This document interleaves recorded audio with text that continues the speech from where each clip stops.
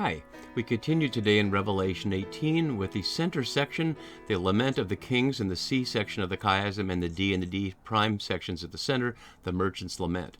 As we got that chiasm from de Villers that we've been following since the beginning of the chapter. And I note on the left side there's another model of how to see the structure of Revelation 18 from Catherine Maloney, where she sees the shape model on Amos 5, and we've been looking at a couple of sections, the warning, lament, and the admonition, and now we're on the judgment section. As we saw last time, it also can be seen as paralleled, structured on Isaiah 47 and Jeremiah 50, highlighting how John is showing that what his audience in the Roman province of Asia in the late first century is experiencing is similar or very similar, same as what the ancestors experienced in the time of exile or under their own oppressive leaders in Jerusalem. And we, from our perspective, can see continues throughout history from after Rome into our time now. And we'll see that in detail as this section really highlights the link that I've been trying to highlight throughout this whole section, that this is not about violence against women or about women at all, but about exploitive imperial cities that gain wealth through commerce at the benefit of the few at the expense of the many. So as we begin to look at it, let's also consider possible other elements of the overall view. So this chiasm has a D and a D prime part. We've seen chiasms that often have just one central part, like A, B, C, B, A, but some have a double section in the middle. We've seen A, B, B, A ones in little units. And so de Villers shows this. Let's look at that in detail so we can see how those parallels work there. And I color-coded them so you can see them more clearly. The merchants of the earth weep and mourn for her, and here the merchants weeping and mourning aloud. No one buys their cargo anymore is paralleled by who gained wealth, which is to say they won't be gaining wealth from her anymore. The elements of the cargo here that are similar, or identical actually, to what she's dressed in, the great city dressed in, and then the description here that it's all lost to you and the wealth has been laid waste or has been abandoned. So we see the tight parallel between those two pieces. We've also been looking at the key words throughout, and in this section we're looking at the mourning section, so we're focusing on the kings and the merchants, but we look wider, we see these refrains, alas, alas, the great city, all three times in this section. So all about fear of her torment and mourning and weeping over her. We've also been looking at the detailed Hebrew Scripture connections in addition to those overall passages that form a larger shape, the specific echoes we see here, and especially the cargo list in Ezekiel that'll be parallel in many ways, and I've highlighted the elements that are the same. But the Ezekiel list is even longer than the list we see in Revelation. So with that in mind, let's begin to take a look here. And as we start, we see, and the kings of the earth who committed fornication and lived in luxury with her will weep and wail over her when they see the smoke of her burning. The kings of the earth is certainly a theme in Revelation, and I shaped the 8 references to kings of the earth in what I at least see as a chiastic shape. I've not found any scholars who have seen it that way, but you can decide for yourselves. And it produces an interesting dynamic here. At the beginning is the Lamb as the ruler of the kings of the earth, and at the end, the kings will walk by New Jerusalem's light, and the kings of the earth will bring their glory into it. So the text is framed by the recognition that God is above the rulers of the kings of the earth. But within that frame, we see the kings of the earth in engagement with the Lamb, here afraid of the wrath of the Lamb, which is a satirical image we saw then. The idea of the kings and everybody else hiding from that angry Lamb is obviously meant to be funny. And here we see in chapter 19, even after they've experienced the burning of Babylon, they're making war against the rider on the horse who's plainly the Lamb and against his army. And so in the center sections, we see the commitment between the kings and the whore Babylon, the great city. And so we see that the issue of committed fornication with her and lived in luxury with her in both these sections. And this middle section here, although it's 17:18 and 18:3b, really forms one consistent sentence at the middle with the repetition of kings of the earth this way. The woman you saw is the great city that rules over the kings of the earth who have committed fornication with her. So that's the key here, is to get them, along with God's people that we saw last time, to stop committing fornication with her. And unlike Babylon itself or the dragon or the beast, which are all destroyed, the kings of the earth are called to be redeemed. Echoing Isaiah 60 here. So they're not called to be destroyed. They're regathered into the right place to be subject to God. So that's the hopeful framework for these kings, even though we will see them making war on the Lamb and against his army there. And they're described as weeping and wailing. The idea of kings weeping, of course, that would be feminizing for them and the gender stereotypes of the time. It would be a real insult, a real weakness for them to be weeping. When King David weeps over his lost son, Absalom, his chief of staff Joab tells him to shape up so he doesn't lose the allegiance of the people in the face of that.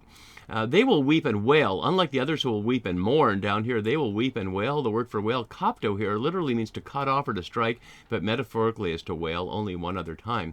The idea of these kings weeping and wailing is to see them as if something has died. And of course, something has died, not someone has died, and that's the great city Babylon. When they see the smoke of her burning here, which again in our Hebrew scripture plainly echoes Abraham seeing the smoke of the burning of Sodom here in Genesis 19.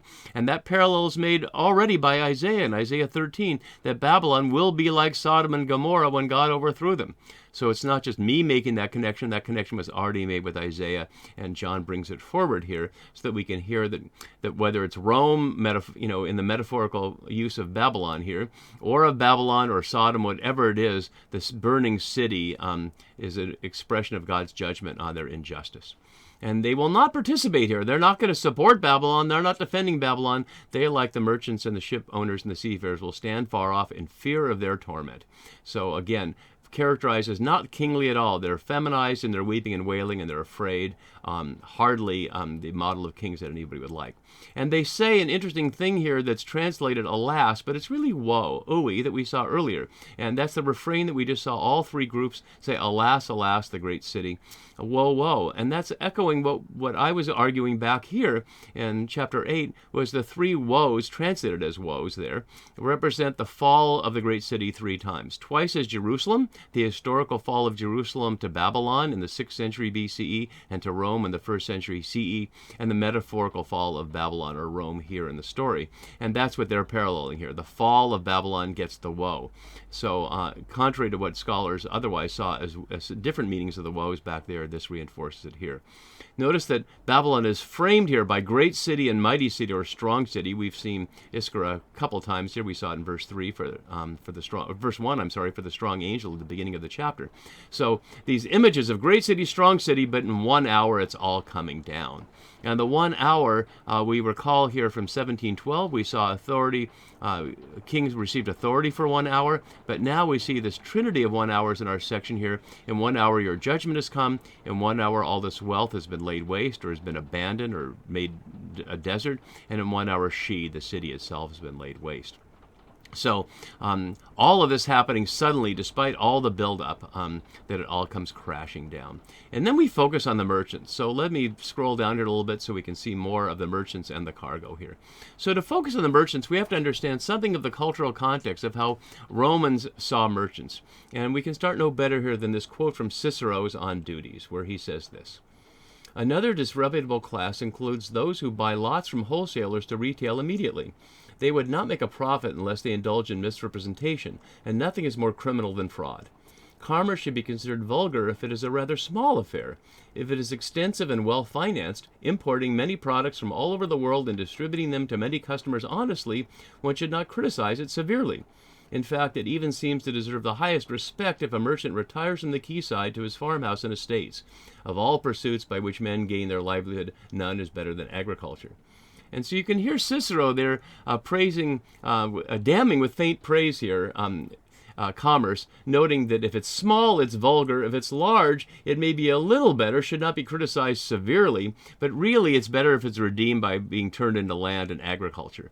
And we can see an example of that from the satirical story of Trimalchio, who was a slave who gained wealth through the wine trade and imagined that would make him a respectable member of society. And the parody is, you can't put lipstick on a pig and make them anything other than a pig, that he still remains a boorish member of the outsiders, and the wealth has not bought him, it might have bought him access, but it has not bought him respect. And so those are two responses to merchants from the perspective of the Romans. And the fact that merchants are at the center here really highlights that John is saying something that perhaps his audience might relate to, that a city or empire based on merchants is one that would not get much respect. And they're the focus here right at the center. So unlike the kings who weep and wail, they weep and mourn. Why? Because no one buys their cargo anymore. And the word for buy here, agarazo, is the final use here, but it connects us back to 1317 when we were told no one could buy or sell unless they had the mark of the beast and its name on their forehead. And so they were selling to people who could do that, and now that's all gone. The word for cargo here, gamen, is only here in the next verse, highlighting that this is about that international trade. And although it's easy to skip over the list of cargo, I want to read it and highlight it for a couple of important reasons. One is we can just say it was a lot of commerce, but one of the questions is where did it come from, and what would that mean for John's audience, and what's the effect on readers of listing it all here? They could have just simply said no one buys their cargo anymore and skipped to verse 14. But in addition to echoing the cargo list from Ezekiel, there's an emotional effect. So as I read this, I invite you to pay attention to how it makes you feel to hear this list. No one buys their cargo anymore, cargoes of gold, silver, jewels and pearls, fine linen, purple, silk and scarlet, all kinds of scented wood, all articles of ivory, all articles of costly wood, bronze, iron and marble, cinnamon and spice, incense, myrrh, frankincense, wine, olive oil, choice flour and wheat, cattle and sheep, horses and chariots, slaves and human lives. Wow. It's a long list. It's exhausting just to read it all out loud. But to envision all that stuff is really shows exactly what's at the center of the Roman economy and Babylon's luxury with which the kings of the earth have committed fornication, as we've seen. When I would do this in churches, I'd often ask people to look at the list and what do you think holds them all in common? And because the list starts with gold and silver, people often say, well, luxury items. But when it ends with ordinary things, which would say olive oil, flour, and wheat are and wine are the staples of everyday life.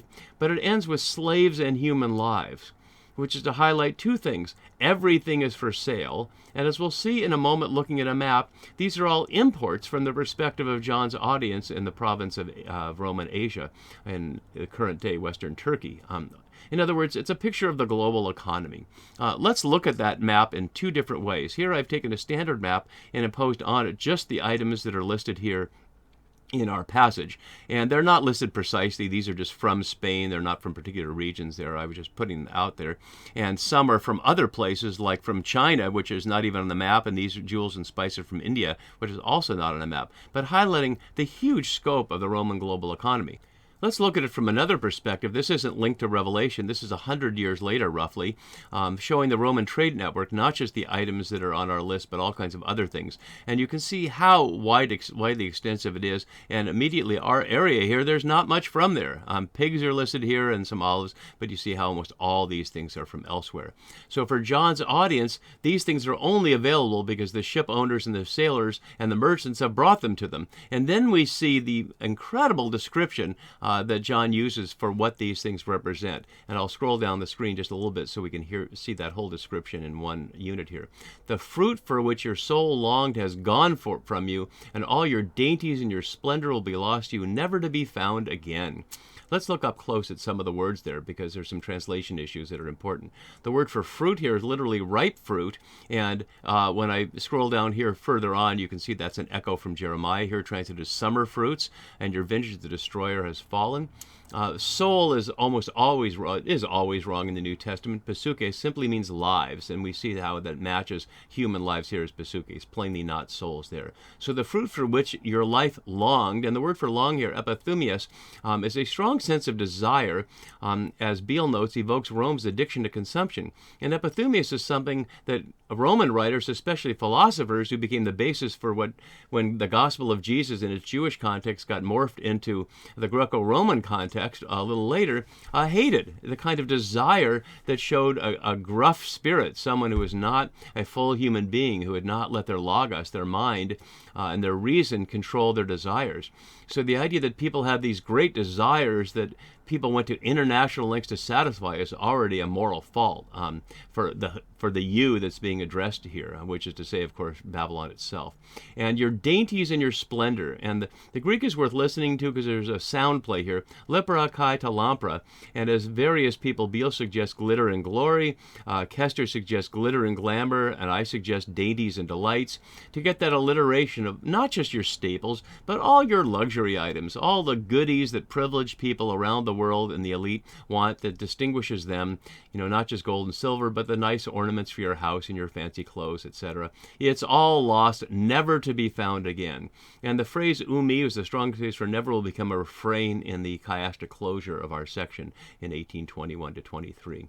And finally, we're going to close on the merchants here. There's no word for wares here, simply the merchants of these who gained wealth from her will stand far off, just like the king stood off, weeping and mourning aloud, repeating that phrase from what we saw a few verses earlier, crying out, "Woe, woe to the great city, clothed in fine linen and purple and scarlet," which we've already seen, adorned with gold and jewels with pearls. And again, this is an element that I learned from the work of Glancy and Moore, who highlighted this does not describe her as a courtesan, a high-class prostitute, but as the dress-up act of a brothel slave, as someone who dreams that they're a queen, as we saw in the last section, dressed in her finery, the city wearing all these imports, and in 1 hour, all this has been laid desolate. Aramatha, hence from Eremos, like a wilderness. So not just laid waste like destroyed, but desolated or deserted. It's all gone. And so with that, we will turn to the final group, the sailors and ship owners, as John completes the revelation of the collapse of the Roman imperial economy or imperial economies throughout the ages. See you next time for that. Bye-bye.